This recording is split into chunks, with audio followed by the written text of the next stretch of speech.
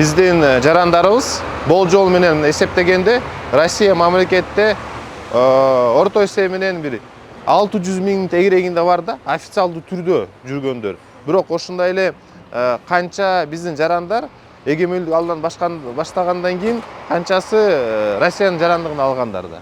1 миллион тегерегинде да.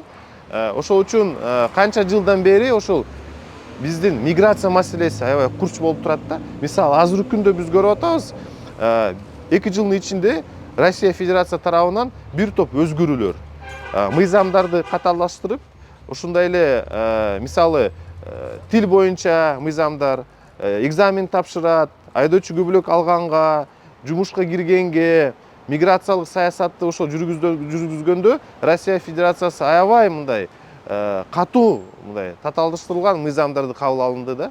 Андан тышкары биз көрүп атабыз, мына жөнөкөй биздин мигранттарыбыз эс алып аткан жерден, мүнчүдөн келип, укук коргоо органдар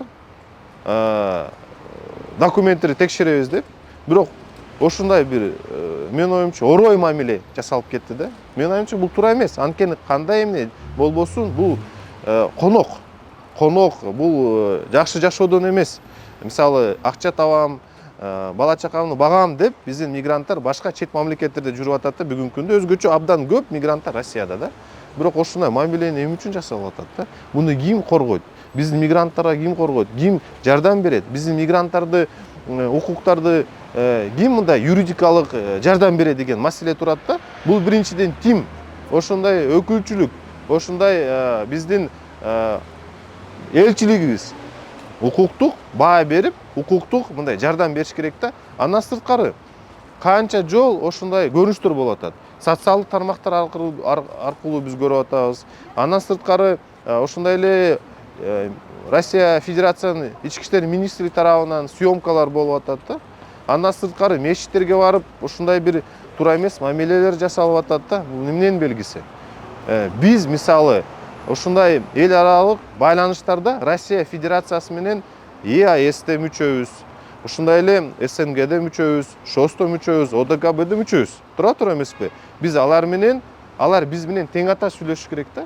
А биз бул жерде биз көрүп атабыз, бир мындай эки түрдүү стандарттар болуп жатат да. Саясатта биз баарыбыз жакшы мамиле жасап, биз менен Россия мамлекети менен биздин абдан экономикалык өнүгүү, саясий мамилебиз абдан жакшы да.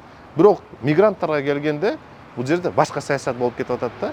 Ошол үчүн менин оюмча мигранттардын маселеси, биздин жарандардын башка мамлекеттерде иштеп аткан, башка мамлекеттерде мындай айткандай мыйзамдуу түрдө иш кылып аткан мигранттарга биздин мамлекет тарабынан, өзгөчө тим тарабынан, дагы бир жолу айткым келет, элчилик тарабынан жардам бериш керек да. Ушундай көрүнүштөрдү, бул жерде маселе мындай да, арыз жазабы, жазбайбы маселе жок. Социалдык тармактарды көрүп турсак болот. Мыйзам бузуулар бар. Бул эмнеге ушундай болуп атат? Эмнеге биз ошого көз жабышыбыз керек? Макул, биздин келишимдер, биздин саясий кандай бир алар менен чогуу көп маселелер чечкен саясий процесстерге таасир болбош керек да. Бирок ар бир жарандын биринчиден конституция коргойт, экинчиден мамлекет коргойт да.